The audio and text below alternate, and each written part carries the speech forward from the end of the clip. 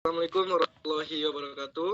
Waalaikumsalam Waalaikumsalam warahmatullahi warahmatullahi wabarakatuh. wabarakatuh. Uh, Alhamdulillahirrabbilalamin. Wassalatu wassalamu ala asrafil anbiya'i wal mursalin wa ala alihi wasahbihi ajmain. Puji syukur marilah kita panjatkan kehadirat Allah Subhanahu wa taala yang mana berkat rahmat billah kita bisa melakukan Zoom pada kali ini.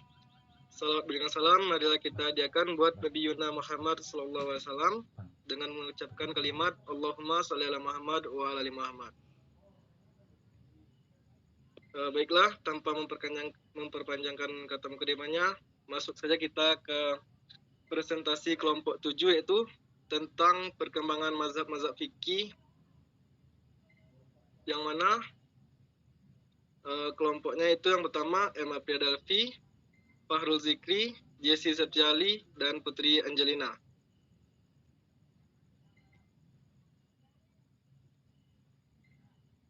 Yang mana kita akan membahas yang pertama itu sejarah hidup, pemikiran, dan karya-karyanya, yang akan disampaikan oleh saudari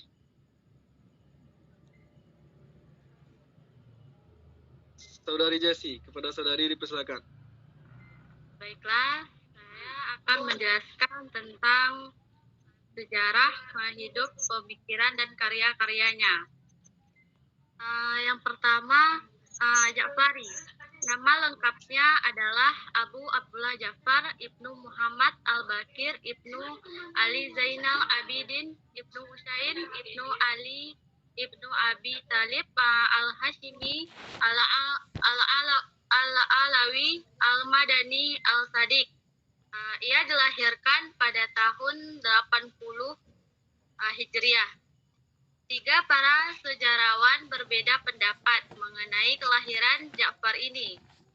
Namun riwayat yang paling kuat menyatakan bahwa Ja'far Sadiq dilahirkan pada tahun 80 Hijriah, yakni di tahun yang sama dengan kelahiran pamannya, yaitu yang bernama Zaid Ibnu Ali Zainal Abidin.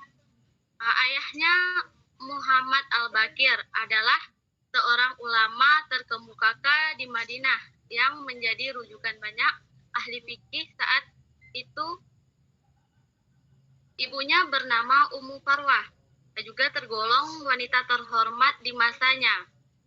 Ummu Farwah adalah putri dari Qasim Ibnu Muhammad Ibnu Abu Bakar Al-Siddiq.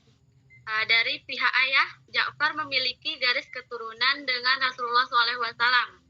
Sedangkan dari pihak ibunya, ia memiliki garis keturunan dengan Abu Bakar As-Siddiq. Pemikiran mazhab Ja'fari. Mazhab Ja'fari menempatkan Al-Quran sebagai sumber utama, kemudian diikuti oleh sunnah, ijma, dan akal. Menurut mazhab Ja'fari, dalam menggali hukum dari Al-Quran, seseorang tidak selalu harus berpegang kepada makna lahirnya, tetapi lebih utama adalah makna batinnya. Karya-karya mazhab Ja'fari yaitu terdiri dari nikah mut'ah dan konsep humus. Yang kedua, mazhab Az-Zahiri. Pendiri mazhab Az-Zahiri adalah Daud bin Ali bin Khalaf al-Ashabihani, lahir di Baghdad pada tahun 200 Hijriah dan wafat di Baghdad pada tahun 270 Hijriah. Penamaan mazhab Zahiri sebagai dikemukakan Al-Satibi bertalian erat dengan pembatasan mazhab ini terhadap acuan untuk mengetahui maqasid al-syari' pada penjelasan nas sesuai dengan pendekatan kebahasaan. Pemikiran mazhab Zahiri dalam ijtihad Daud hanya bersandar pada nas dan ijma dan menolak qiyas. Kenapa Daud tidak membolehkan qiyas? Karena sumber hukum menurutnya hanyalah Al-Quran, sunnah, dan ijma.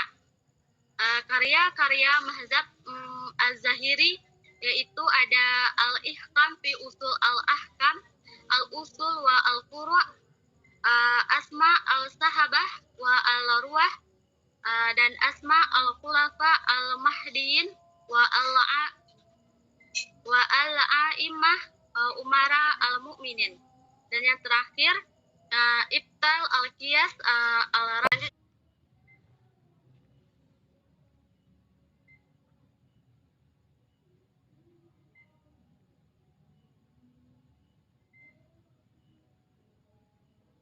Selanjutnya mazhab Auza'i. Nama lengkapnya Abdurrahman bin Amr bin Yusmir Al-Auza'i Al-Saibani Asy'ami. Nisbat Al-Auza'i berasal dari tempat beliau lahir di Labak atau Lebanon pada tahun 88 Hijriah di Al-Bika atau Lebanon dan kemudian berpindah ke Auza dekat dengan Damaskus, Syria. Ia melakukan perjalanan menuntut ilmu billah menuju Yamamah dan Basrah. Di akhir hayatnya beliau ikut berjuang menjaga perbatasan Beirut hingga wafat di sana. Pemikiran mazhab Auza'i, fikih beliau merupakan gabungan antara ahli hadis dengan ahli ra'yu. Sekalipun kecondongan beliau lebih besar untuk mengambil hadis dan sedikit mengambil qiyas. Karya-karya mazhab Auza'i yaitu Musnad Al-Auza'i, yang kedua Al-Sunan fi Al-Fiqih, yang ketiga Al-Masail fi Al-Fiqih, dan yang terakhir Kitab Asy'ar. Selanjutnya saya kembalikan ke moderator.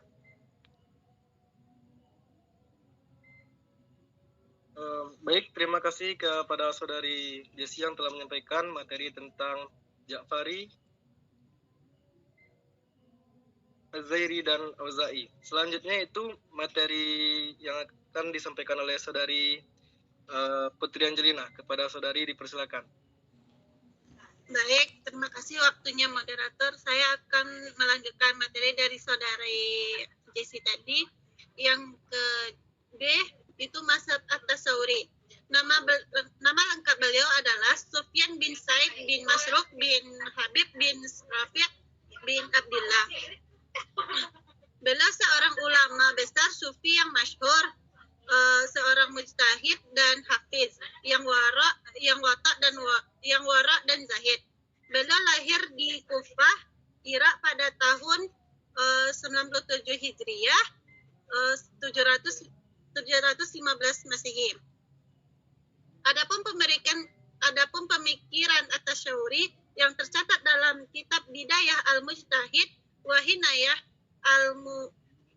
Al-Muqtasid, yang sangat dikenal dan menjadikan pegangan dalam ilmu fikih, yaitu air yang tergenang tanpa perubahan salah satu sifatnya.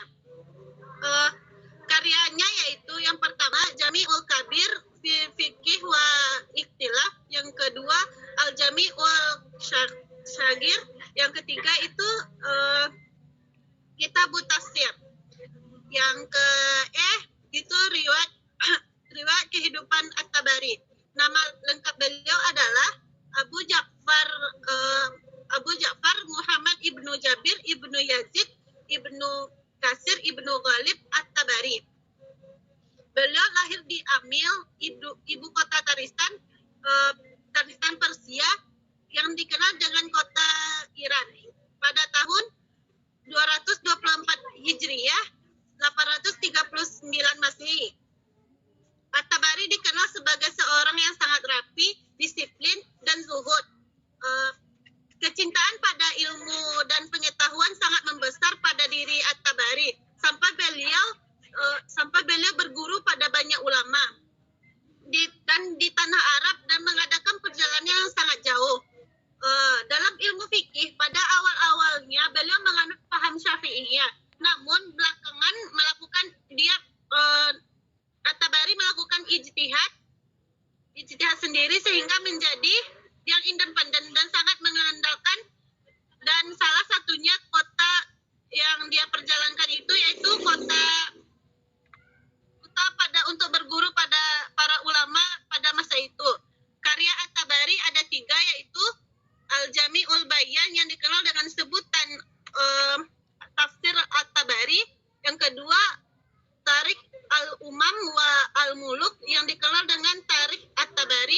Yang ketiga, ikhtilaf al-fuqaha. Sekian dari saya kembalikan kepada moderator. Baik, terima kasih kepada saudari Putri Angelina yang telah menyampaikan mengenai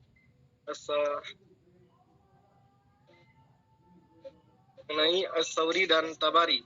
Yang selanjutnya itu yang kedua, penyebab tidak berkembangnya mazhab-mazhab fikih tersebut, yang mana akan disampaikan oleh saudara Aprilia. Kepada saudara dipersilakan.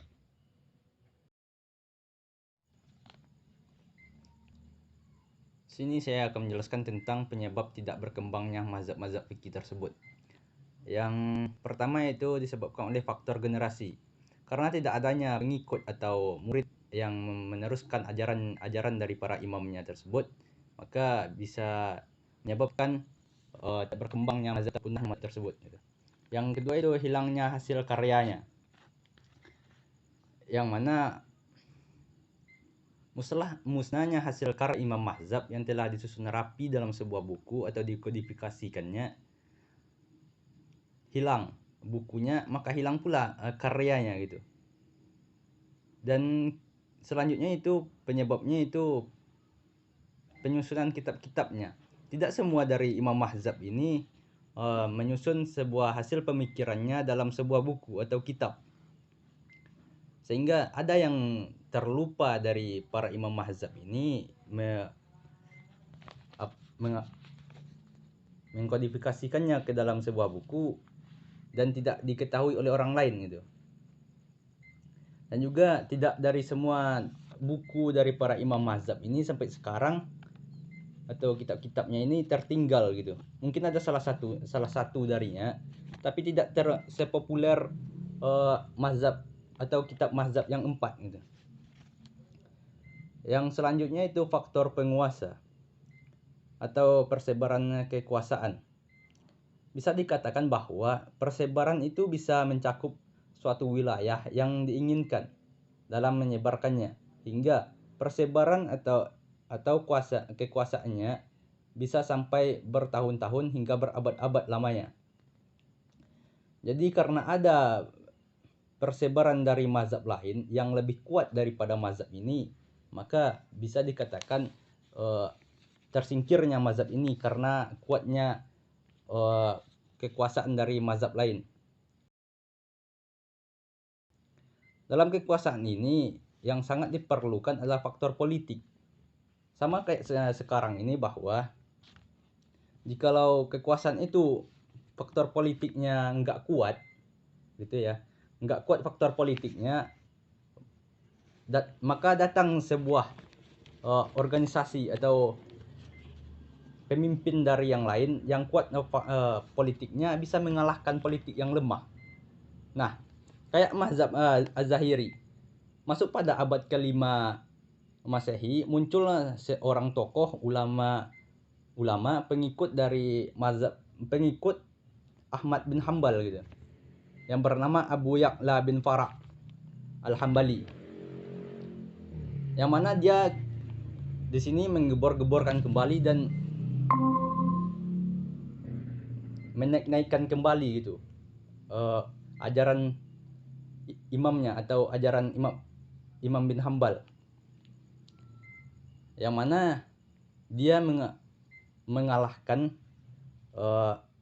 mazhab Az-Zahiri, sehingga dia mazhab Hambali ini mengalahkan kedudukan mazhab Az-Zahiri. Nah, ada juga faktor sejarah mengatakan dalam tulis-tulisan sejarah, yaitu tentang faktor negatif tentang mazhab Az-Zahiri ini, sehingga mazhab Az-Zahiri ini tidak berkembang dan musnah gitu. Dan juga pada mazhab Auza'i itu dikalahkan oleh kedudukannya oleh mazhab Syafi'i. Kemungkinan juga kayak ceritanya kayak mazhab Az-Zahiri ini yang dikalahkan oleh mazhab Hanbali. Sekian materi yang dapat saya sampaikan. Salah dan janggal saya mohon maaf. Saya kembalikan lagi kepada moderator.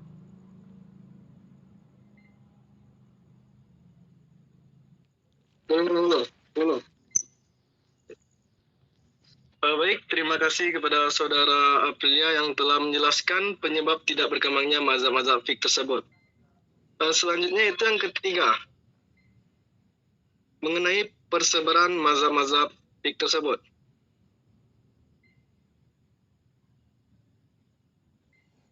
Baiklah, saya akan menjelaskannya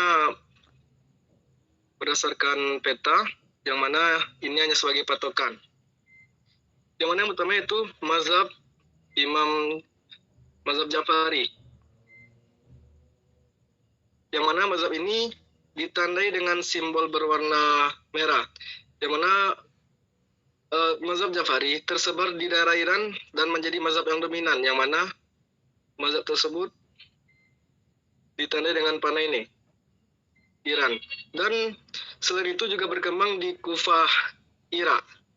Di sini dan di India, Pakistan, Nigeria, dan juga Somalia. Selanjutnya itu mazhab Azeri, yang mana mazhab ini ditandai dengan simbol berwarna biru, yang mana mazhab Azeri berkembang di daerah Irak dan sampai ke Persia, yang mana Persia itu sekarang itu bernama Iran, dan juga sampai ke Andalusia di bagian ini.